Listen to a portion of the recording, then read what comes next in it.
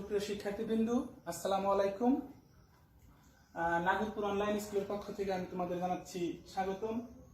আজকে আমি তোমাদের সাথে আছি মোহাম্মদ জহিরুল ইসলাম, রিসোর্স টিচার, বিজ্ঞান, চৌবাড়ি আহমদিয়া দাখিল মাদ্রাসা। আজকে আমি তোমাদের সাথে যে বিষয়টি নিয়ে আলোচনা করব, নবম দশম শ্রেণীর রসায়ন বইয়ের পঞ্চম অধ্যায় থেকে কয়েকটি গুরুত্বপূর্ণ আলোচনা। আশা করি তোমরা সবাই মনোযোগ সহকারে দেখবে। আজকে আমার প্রথম টপিক হচ্ছে রাসায়নিক বন্ধন। তাহলে প্রথমে আমি রাসায়নিক বন্ধন কাকে বলে সেই সংজ্ঞাটা আমি প্রথমে জেনে নিই। যে আকর্ষণ বলের মাধ্যমে অণুতে পরমাণুগুলো পরস্পরের সাথে যুক্ত থাকে তাকে বন্ধন বা রাসায়নিক বন্ধন বলে। তাহলে এখানে আমার সংজ্ঞাটা একটু খেয়াল করো, যে আকর্ষণ বলের মাধ্যমে অণুতে পরমাণুগুলো যুক্ত থাকবে। যেমন আমি যদি পানির সংকেত লিখি H2O, H2O, পানির গঠনটা যদি আমি একটু দেখি, এখানে হাইড্রোজেনের পরমাণু আছে দুটি এবং অক্সিজেনের পরমাণু আছে একটি। সুতরাং এটার গঠন যদি আমি দেখি, এখানে একটা অক্সিজেন পরমাণুর সাথে দুটি হাইড্রোজেন পরমাণু পরস্পরের সাথে যুক্ত আছে। এই একটা হাইড্রোজেন পরমাণু, একটা হাইড্রোজেন পরমাণু, এই দুইটা হাইড্রোজেন পরমাণু একটা অক্সিজেন পরমাণুর সাথে যে আকর্ষণ বলের মাধ্যমে যুক্ত থাকে সেটাই হচ্ছে বন্ধন বা রাসায়নিক বন্ধন। আমি যদি এখানে অক্সিজেনের কথা চিন্তা করি, অক্সিজেন একটা মৌলিক অণু, এই অক্সিজেনের অণুর কথা চিন্তা করি, তাহলে অক্সিজেনের গঠনটা হবে এই একটা অক্সিজেন পরমাণু আর একটা অক্সিজেন পরমাণুর সাথে একটা নির্দিষ্ট পরিমাণ আকর্ষণ বল দ্বারা যুক্ত আছে, আর এই আকর্ষণ বলটাই হচ্ছে রাসায়নিক বন্ধন। এখন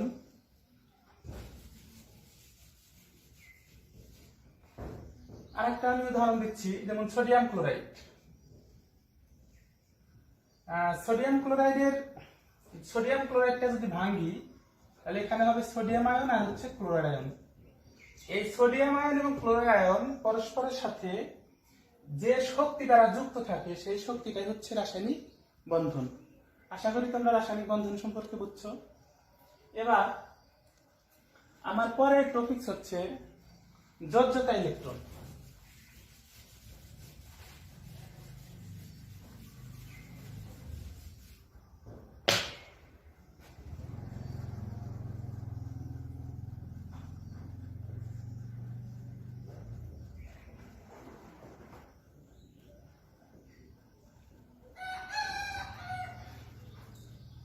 আমি এখন তোমাদের বুঝাবো যোজ্যতা ইলেকট্রন আসলে কি জিনিস।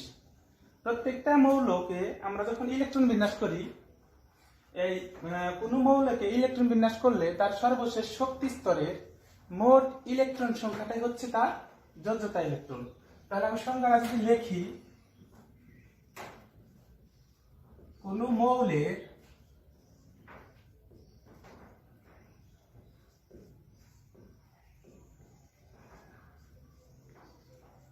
ইলেকট্রন বিন্যাসকালে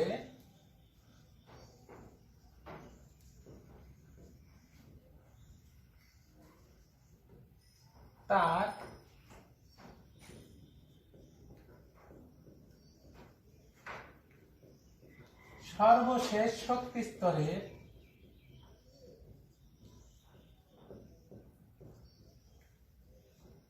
মোট ইলেকট্রন সংখ্যাকেই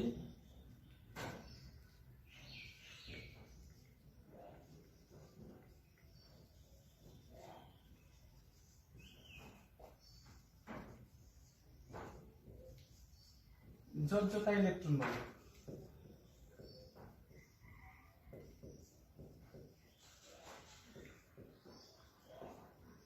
আমি কি লিখছি, কোন মৌলের ইলেকট্রন বিন্যাসকালে তার সর্বশেষ শক্তি স্তরে মোট ইলেকট্রন সংখ্যাটাই হচ্ছে যোজ্যতা ইলেকট্রন।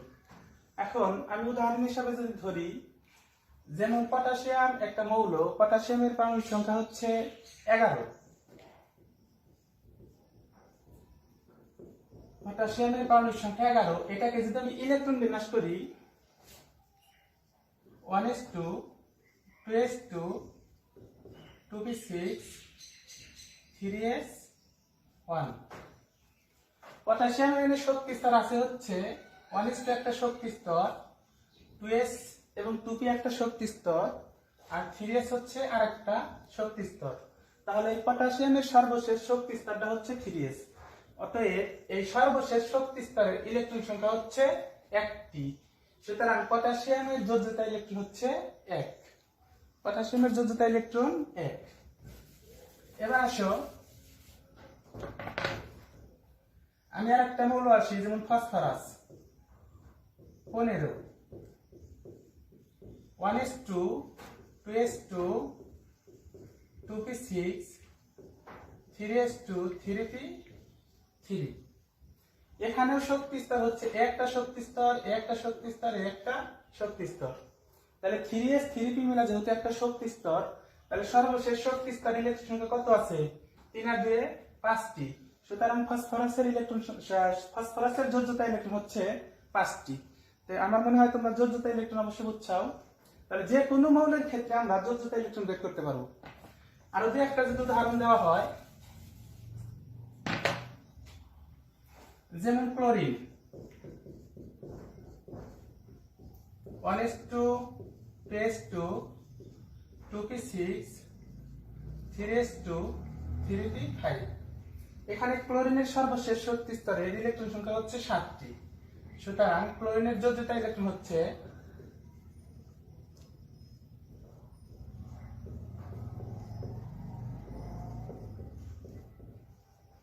7। তাহলে ক্লোরিনের যোজ্যতা ইলেকট্রন হচ্ছে 7। আশা করি তোমরা যোজ্যতা ইলেকট্রন তোমরা বুঝছো। এবার আমি তোমাদের সাথে আলোচনা করব যোজনী নিয়ে।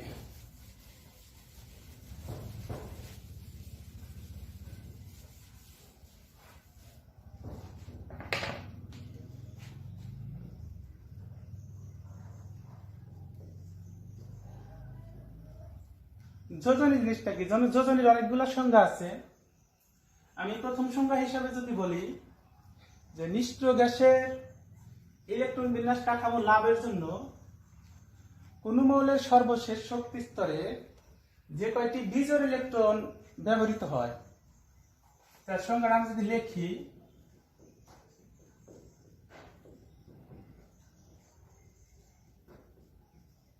নিষ্ক্রিয় গ্যাসের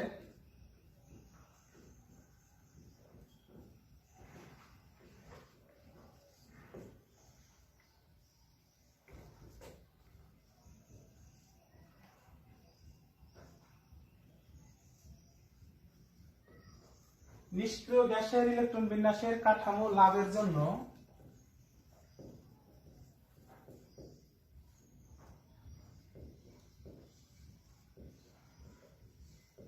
কোন মৌলের সর্বশেষ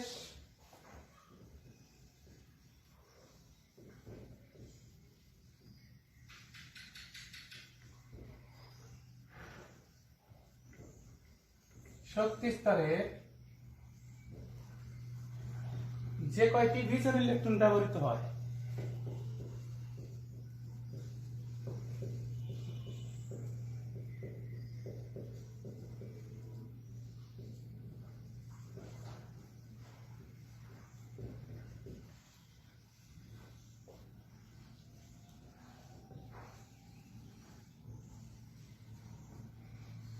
তাহলে কি লিখলাম? নিষ্ক্রিয় গ্যাসের ইলেকট্রন বিন্যাসের কাঠামো লাভের জন্য কোন মৌলের সর্বশেষ শক্তি স্তরে যে কয়টি বিজোড় ইলেকট্রন ব্যবহৃত হয় তাকে যোজনী বলে। অথবা যোজনীর অনেকগুলো সংজ্ঞা আছে, যে কোন মৌল যখন রাসায়নিক বিক্রিয়ায় অংশগ্রহণ করার সময় তার সর্বশেষ শক্তি স্তরে থেকে যে কয়টি ইলেকট্রন ত্যাগ করে অথবা গ্রহণ করে অথবা ভাগাভাগি করে সেটাও তার যোজনী। অথবা কোন মৌল তার কতগুলো হাইড্রোজেন আয়নের সাথে যুক্ত হলো তার ক্ষমতাটা হচ্ছে যোজনী। আমরা যোজনীর সঙ্গে অনেকগুলো দিতে পারি, তবে এখন যোজনী আমরা কিভাবে বের করতে পারি তাহলে সেগুলো আমরা এখন দেখি।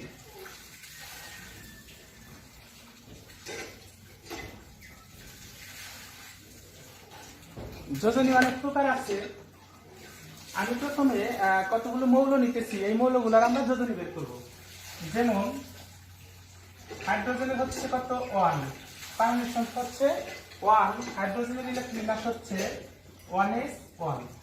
এখানে দেখাই যাচ্ছে হাইড্রোজেনের সর্বশেষ শক্তি স্তরে অর্থাৎ একটা মাত্র শক্তি স্তর 1s, তার ইলেকট্রন সংখ্যা হচ্ছে একটা, যেটা দ্বিজোড়। তাহলে সুতরাং হাইড্রোজেনের যোজনী 1, হাইড্রোজেনের যোজনী হচ্ছে 1। এভাবে আমরা কতগুলো মৌলের যোজনী বের করতে পারি। যেমন আমরা যদি বলি কার্বনের যোজনী, কার্বনের পারমাণবিক সংখ্যা হচ্ছে 6। এই মৌলটাকে যখন আমি প্রথমে ইলেকট্রন বিন্যাস করব 1s2 2s2 2p2। এখন একটু দেখো এখানে কার্বনের ইলেকট্রন বিন্যাস থেকে দেখতে পাচ্ছি আমরা 1s2 2s2 2p2, অর্থাৎ যেহেতু 6টা ইলেকট্রন আছে 6টা ইলেকট্রন আমরা ভাগাভাগি করে দিয়েছি। এখন এইখানে আমরা জানি p এর উপশক্তি স্তর হচ্ছে 3টা, px py pz। এখন এইটার পরিবর্তে আমি লিখব 2px 2py 2pz। এখন এই যে 2p এর উপরে যে দুইটা ইলেকট্রন আছে, এই দুইটা ইলেকট্রন px py pz অরবিটালে চলে যাবে। এখন কিভাবে চলে যাব দেখো, প্রথমে সর্বপ্রথম একটি করে ইলেকট্রন এখানে প্রবেশ করব। যদি আরো ইলেকট্রন অবশিষ্ট থাকে তারপরে আরেকটি করে প্রবেশ করব। এখানে যেহেতু দুটি ইলেকট্রন আছে তাহলে আমি এখানে একটি করে দিয়ে দিচ্ছি, আর এখানে কোনো ইলেকট্রন দেওয়ার দরকার নাই। এখন এইটা আমার দেওয়ার দরকার নাই। তাহলে দেখো কার্বনের ইলেকট্রন বিন্যাস থেকে আমরা দেখতে পাচ্ছি 1s2 2s2 2px1 2py1। তো কার্বনের সর্বশেষ শক্তি স্তরে বিজোড় ইলেকট্রন আছে কয়টি? 2টি। সুতরাং কার্বনের যোজন হচ্ছে 2। এখন এটা যখন রাসায়নিক বিক্রিয়ায় আবার অংশগ্রহণ করার জন্য উত্তেজিত করা হবে বা এক্সাইটেড হবে, তখন 1s 2s 2px1 2py1 2pz। তখন এই 2s থেকে এখানে 2s এর উপর আছে হচ্ছে দুইটা ইলেকট্রন, এই 2s এর উপর থেকে দুইটা ইলেকট্রন ভেঙে গিয়ে এখানে একটা থাকবে আর একটা ইলেকট্রন এই 2pz এর উপর প্রবেশ করবে। সুতরাং কার্বনের এখানে সর্বশেষ শক্তি স্তরে বিজোড় ইলেকট্রন হলো হচ্ছে 4টি। সুতরাং যোজনী হচ্ছে 4। আমরা এখন দেখলাম কার্বন একবার যোজনী প্রদর্শন করলো 2, আর একবার যোজন প্রদর্শন করলো 4, অর্থাৎ কার্বন এখানে পরিবর্তনশীল যোজনী প্রদর্শন করছে। আমি তোমাদের একটু পরে দেখাবো পরিবর্তনশীল যোজনী আসলে কি। আমি এখানে নাইট্রোজেনের ক্ষেত্রে দেখাইতে পারি 7 1s2 2s2 2px 2py 2pz। নাইট্রোজেনের সর্বশেষ শক্তি স্তরে ইলেকট্রন থাকে হচ্ছে 3টি। নাইট্রোজেনের ইলেকট্রন বিন্যাস করলে 1s2 2s2 2p3, তার নাইট্রোজেনের পারমাণবিক সংখ্যা হচ্ছে 7। সুতরাং যেহেতু 2p এর উপর 3 থাকে তাহলে 3টা এটার মধ্যে একটা প্রবেশ করলো, এটার মধ্যে একটা প্রবেশ করলো, এটার মধ্যে একটা প্রবেশ করলো। দেখা যাচ্ছে নাইট্রোজেনের সর্বশেষ শক্তি স্তরে বিজোড় ইলেকট্রন হচ্ছে 3টি। সুতরাং নাইট্রোজেনের যোজনী হচ্ছে 3। এখন প্রশ্ন হচ্ছে যে 2s এর উপর থেকে এই দুইটা ইলেকট্রন আছে, একটা ইলেকট্রন ভাঙলো না কেন? আমরা জানি 2s 2p এখানে 2d হয় না, কারণ এজন্য 2s থেকে একটা ইলেকট্রন 2d তে প্রবেশ করতে পারবে না, যার কারণে এই 2s এখানে 2 থাকবে এবং এখানে 2d আসার কোনো সম্ভাবনা নাই, যার কারণে নাইট্রোজেনের যোজনী হচ্ছে 3।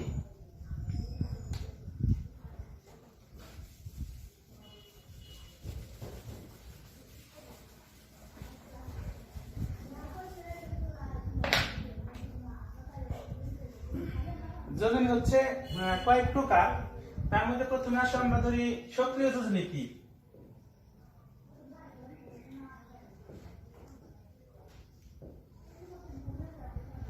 সক্রিয় যোজনী হচ্ছে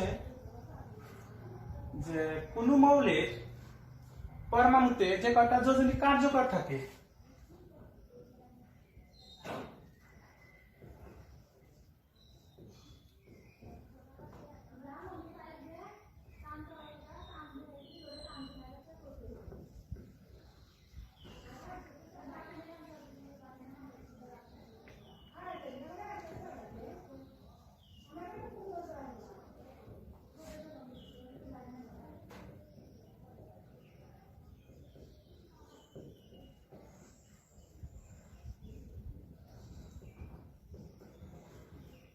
কোন মৌলের পরমাণুর কার্যকর যোজনীকে বলা হয়, কার্যকর যোজনীকে সক্রিয় যোজনী বলে।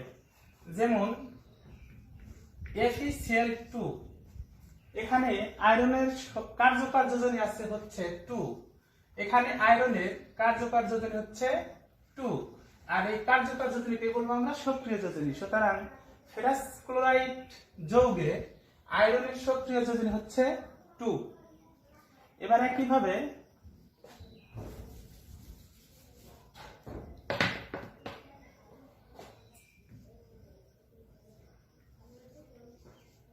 ফসফরাস ট্রাইক্লোরাইড যৌগে এখানে ফসফরাসের কার্যকর যোজনী হচ্ছে 3, সুতরাং ফসফরাসের সক্রিয় যোজনী হচ্ছে 3। এবার আসো সুপ্ত যোজনী কি?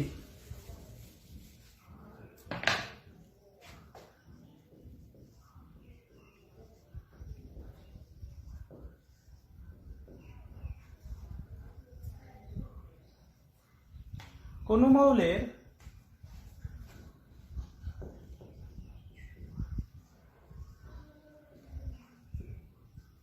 মৌলের সর্বোচ্চ যোজনী থেকে যখন সক্রিয় যোজনীর বাদ দেওয়া হবে, অর্থাৎ কোন মৌলের সর্বোচ্চ যোজনী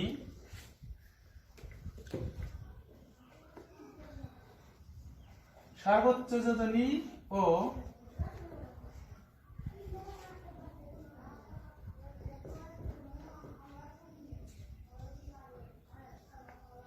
সক্রিয় যোজনীর পার্থক্যকে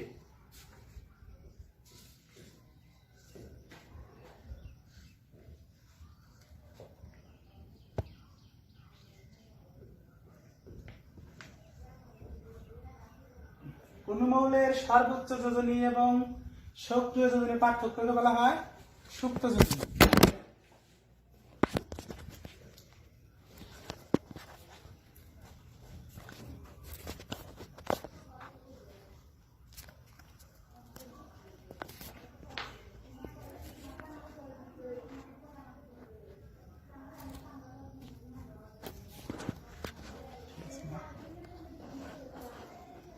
সরি, একটু সমস্যা হয়েছিল।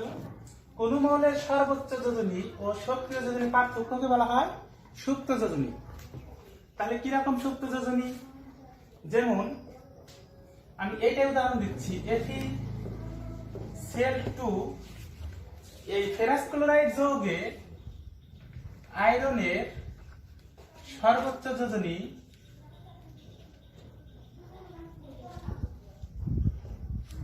3, আর এখানে সক্রিয় আছে এই আয়রনের সক্রিয় যোজনী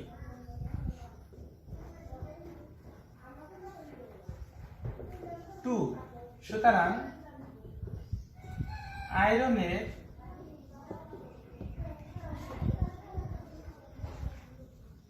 সুপ্ত যোজনী হচ্ছে 3 - 2 সমান হচ্ছে 1। তাহলে আমরা দেখতেছি যে সর্বোচ্চ যোজনী থেকে সক্রিয় যোজনী যদি আমি বাদ দেই, তাহলে আমরা যে যোজনীটা পাই সেটা হচ্ছে সুপ্ত যোজনী।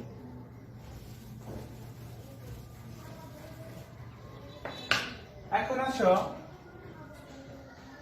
একইভাবে যদি আমি বলি, এই যৌগটার কথাই বলি,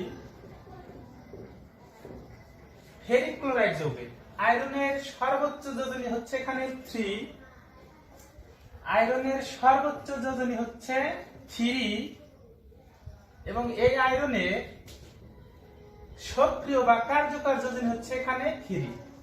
সুতরাং আয়রনের সুপ্ত যোজনী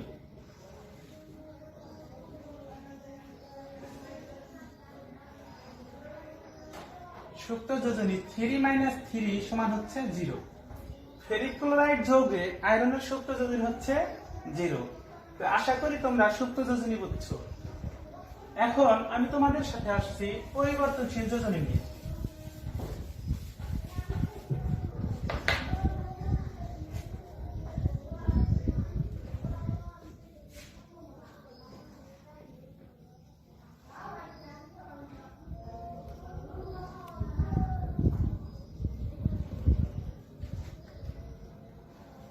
পরিবর্তনশীল যোজনী যে সকল মৌল একাধিক যোজনী প্রদর্শন করে তাকে বলা হয় পরিবর্তনশীল যোজনী। যে সকল মৌল একাধিক যোজনী প্রদর্শন করে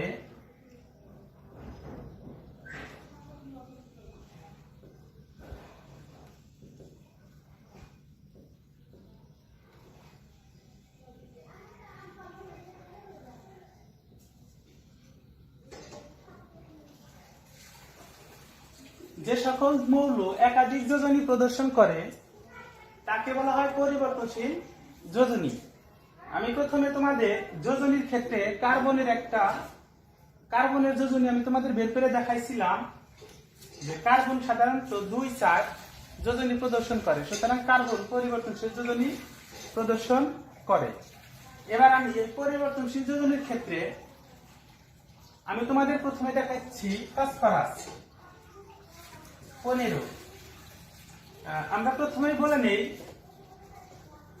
2s 2p 3s 3p 3d, অর্থাৎ 2s 2p পরে 2d হতে পারে না, 3s 3p 3d 3s 3p পরে 3d হতে পারে, কিন্তু এখানে 3s হতে পারে না।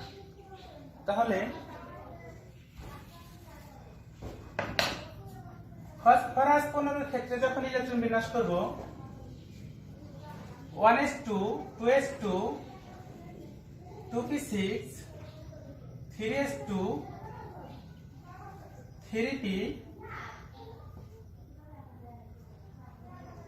3। এখন যেহেতু p কে আমরা ভাঙলে 3px 3py 3pz পাই, তাহলে এই 3p থেকে 3টা ইলেকট্রন প্রথমে একটি করে প্রবেশ করব। এখন দেখো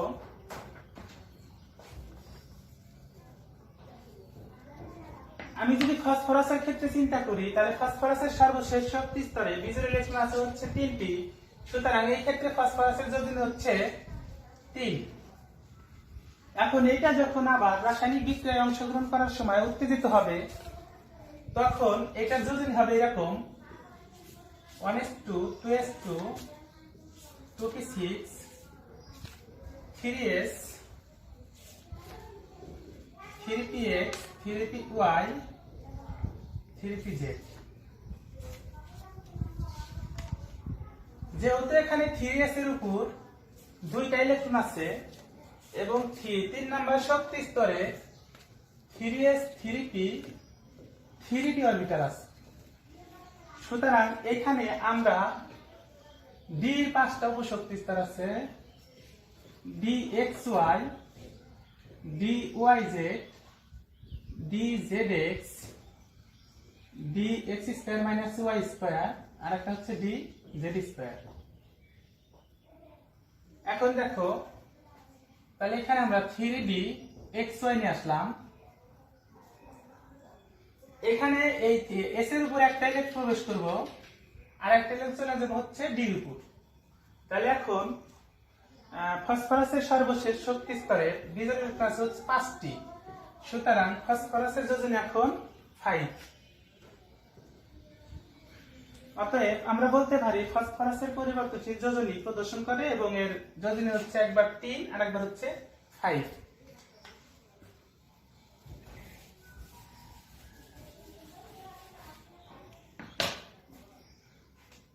এবার সালফার এটা সবচেয়ে বেশি গুরুত্বপূর্ণ।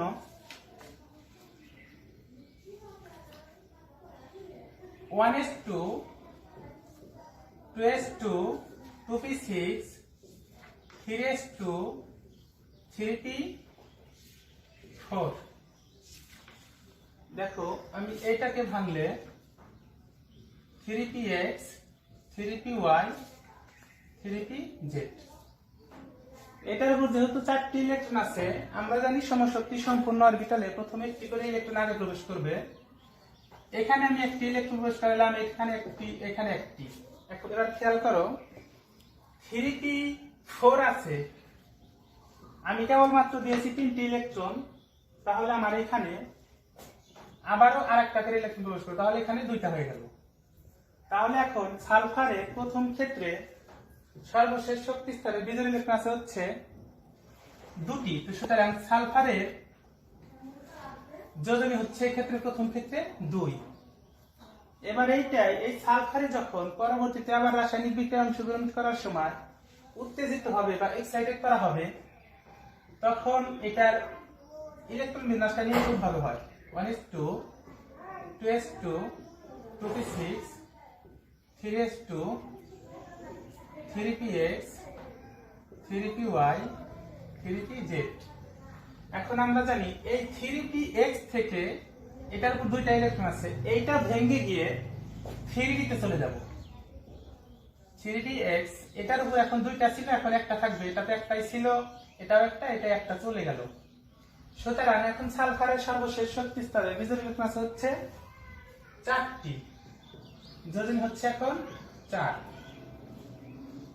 এইটাকে আবার যখন উত্তেজিত করানো হয় তখন এই যে 3s টা ভেঙে গিয়ে, কারণ এটা 3dxy রয়ে গেছে, yz রয়ে গেছে, zx রয়ে গেছে, x² - y² রয়ে গেছে, z² রয়ে গেছে, তাহলে এই 3s টা ভেঙে গিয়ে পরবর্তী ধাপে চলে যাবে। কিরকম হবে 1s2 2s2 2p6 3s2 3s2 না দিয়ে এখন 3px 3py 3pz 3dxy 3dyz। এখন এটার উপরে একটা ছিল, এটার উপরে একটা, এটার উপরে একটা, এটার উপরে একটা, এটার উপরে এখন এই একটা ইলেকট্রন ভেঙে গিয়ে এটার উপর প্রবেশ করবে। সুতরাং সালফারের সর্বশেষ শক্তি স্তর এখন বিজোড় ইলেকট্রন আছে হচ্ছে 6টি, সুতরাং সালফারের যোজনী হচ্ছে 6। সুতরাং আমরা দেখলাম সালফার 3টা যোজনী প্রদর্শন করলো, এই জন্য সালফারকে বলা হয় সালফার একাধিক যোজনী প্রদর্শন করছে, অর্থাৎ সালফার পরিবর্তনশীল যোজনী প্রদর্শন করছে।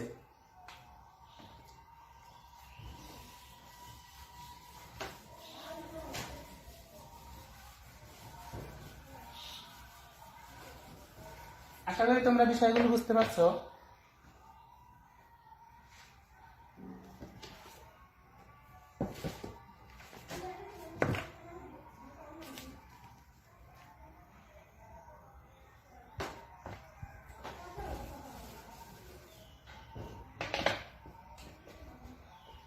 এখন আমি তোমাদের সাথে আলোচনা করব যৌগমূলক। যৌগমূলকটা আসলে কি জিনিস?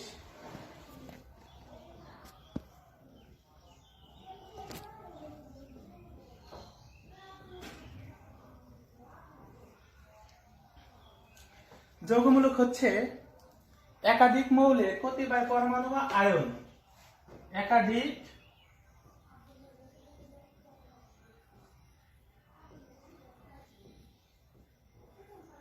মৌলের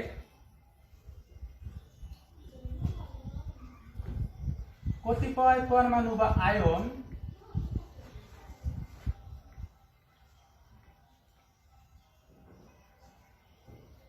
একাধিক মৌলের কতিপয় পরমাণু বা আয়ন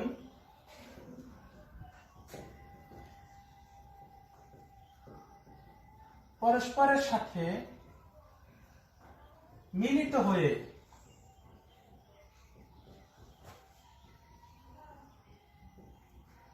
পরস্পরের সাথে, মানে একাধিক মৌলের কতিপয় পরমাণু বা আয়ন পরস্পরের সাথে মিলিত হয়ে ধনাত্মক বা ঋণাত্মক আধান বিশিষ্ট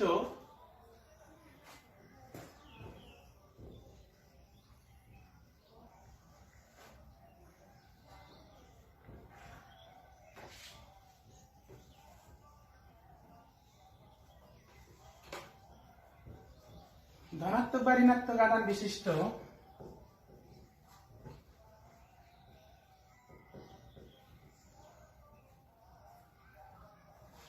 পরমাণুর উৎসে পরিণত হয়। ধনাত্মক বা ঋণাত্মক আধান বিশিষ্ট একটি পরমাণুর উৎস তৈরি করে।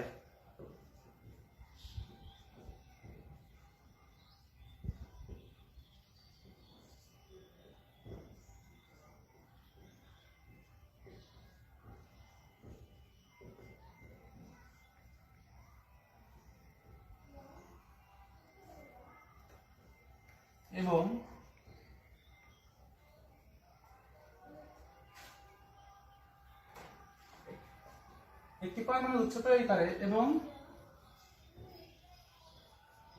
একটি আয়নের ন্যায়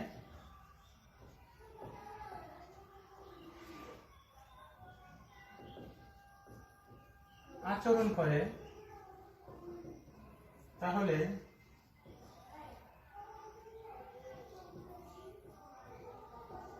ওই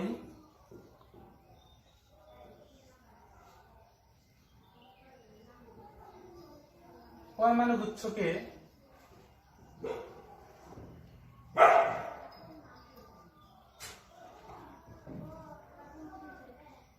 যৌগমূলক বলে।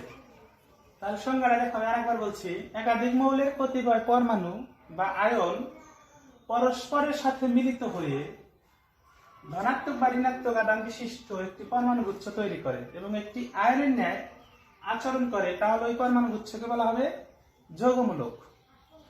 যেমন